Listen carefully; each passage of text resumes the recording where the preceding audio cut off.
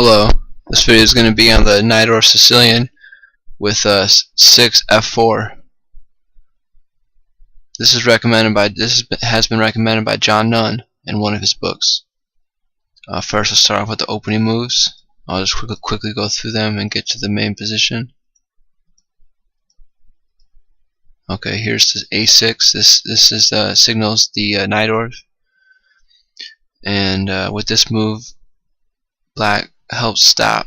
He takes control over b5 to help prevent any knights from coming into there. And let's continue. Okay, so f4.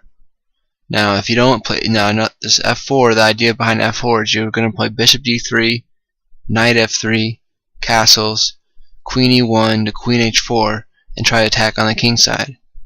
Now, instead of playing f4 on move 6, White can play bishop d3, but you're going to play the same plan. So I just wanted to let you know that the plan's going to be the same. Okay, so let's go over f4. Alright, and the plan is going to be first queen c7. This gives protection to e5. It develops the queen, stops bishop c4, and our plan is we're going to fianchetto with the dragon set up in this position.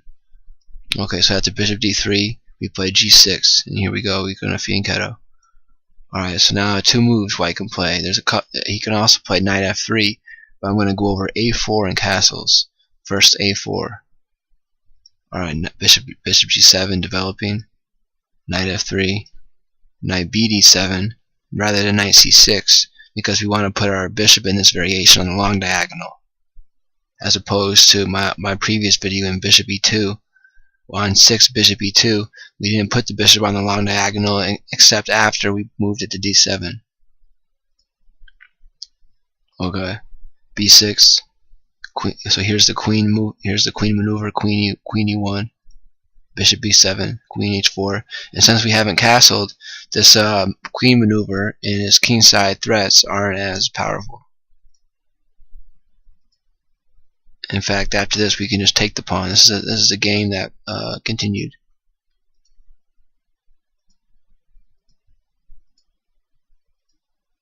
And after rook g8, the bishop on the light squared bishop has pressure against g2, along with the g8 rook.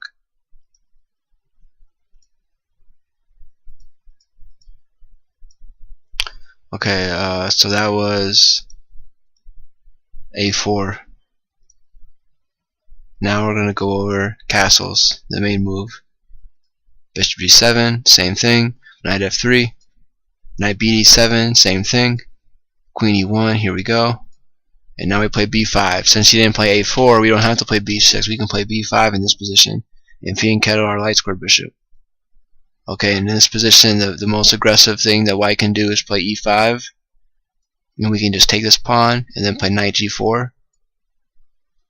And now, if he tries to play queen e4, attacking our rook and knight, then we can just play queen a7 check, defending the rook, and then we can take the pawn next move.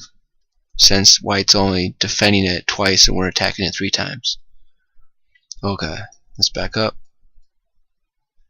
Now, instead, after knight g4, the best move for White is to push forward e6. And now we just take the pawn, and now the best move for White usually is to play queen h4.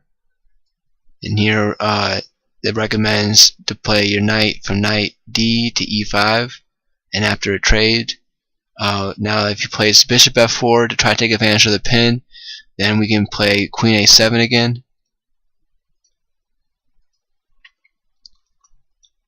And if bishop e4, then bishop b7. And I believe this, and if bishop h6, trying to take advantage of our dark square bishop, we can just take the bishop, and then we have this attack right here on h2. And the queen can either drop back to f4, offering a trade of queens, or h4. And h4, we just play h5, solidifying our knight. And on queen f4, then we can trade, attack the pawn on c2, and then we can attack the rook. This is the game that went and that's all, I guess, actually. Okay. After this, we can maneuver our knight to c4 to d6, or f5 to d6 to try to trade off the knight that's blockading the e5 pawn. And I believe that's all that I have on the f4 variation. Yeah, I believe that's all I have. Okay, thank you for watching. See you later.